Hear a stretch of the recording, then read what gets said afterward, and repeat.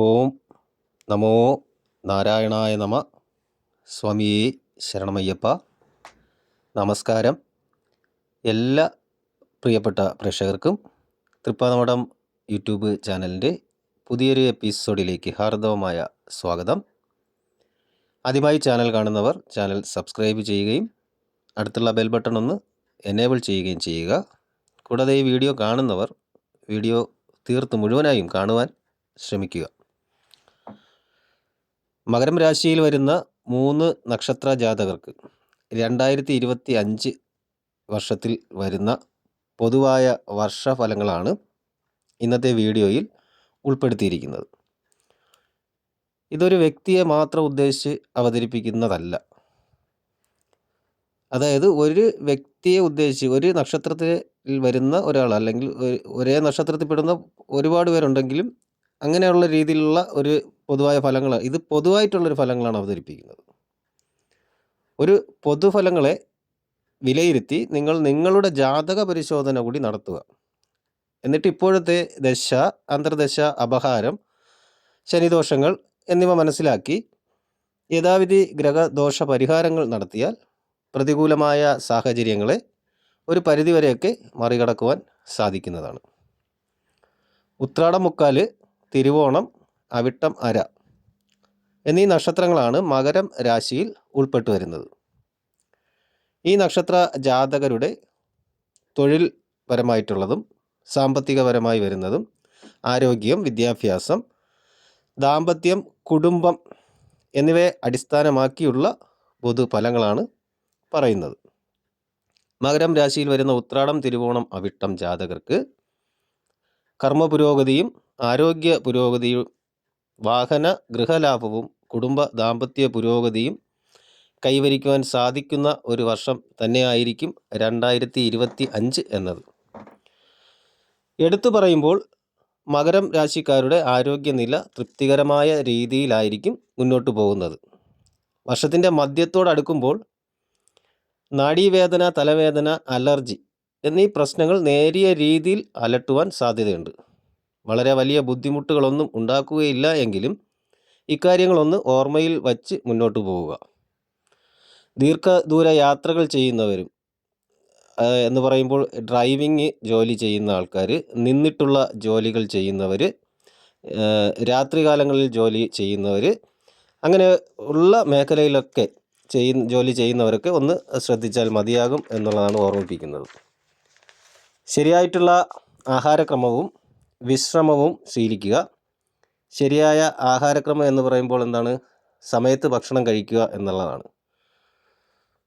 അവിടെ ഉദ്ദേശിച്ചത് ചിട്ടയില്ലാത്തതും ശരിയായ സമയത്ത് കഴിക്കാതിരിക്കുന്നതിലൂടെയും അങ്ങനെ വരുന്ന ഒരു പ്രശ്നം, ശാരീരിക ബുദ്ധിമുട്ടുകൾ വന്ന് ഭവിക്കാൻ സാധ്യതയുണ്ട് എന്നുള്ളതാണ് ഓർമ്മിച്ചത്. വർഷത്തിൻ്റെ പകുതി കഴിയുന്നതോടെ ആരോഗ്യപരമായിട്ട് വളരെ വലിയ പുരോഗതി ഉണ്ടാകും. കുടുംബത്തിൽ ഐക്യവും സമാധാനവും നിലനിൽക്കും. ദാമ്പത്യ പുരോഗതി ഉണ്ടാകും. വിവാഹബന്ധങ്ങളിൽ ഗുരുജനങ്ങളുടെ പിന്തുണയും സഹകരണവും പ്രതീക്ഷിക്കാവുന്നതാണ്.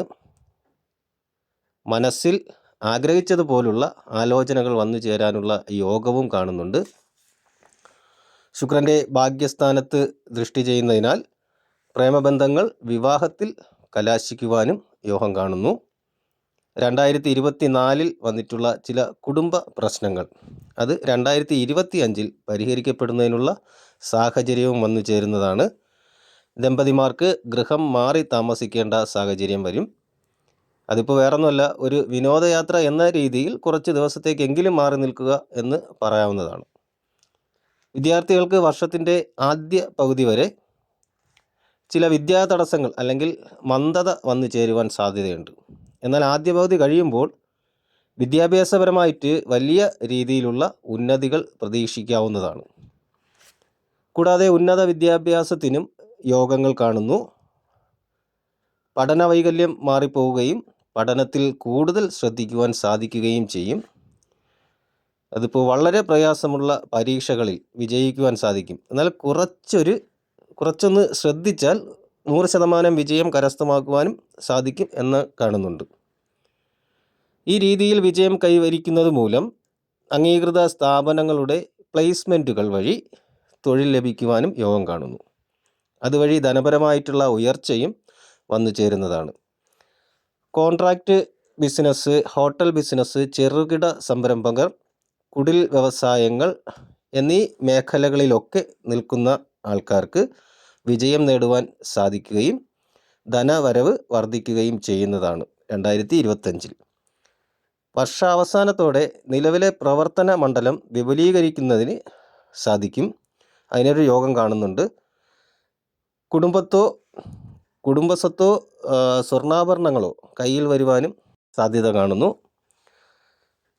സാമ്പത്തികപരമായി വലിയ ഉയർച്ചയിലായിരിക്കും 2025 മകരം രാശിക്കാർക്ക് ലഭിക്കുവാൻ പോകുന്നത്.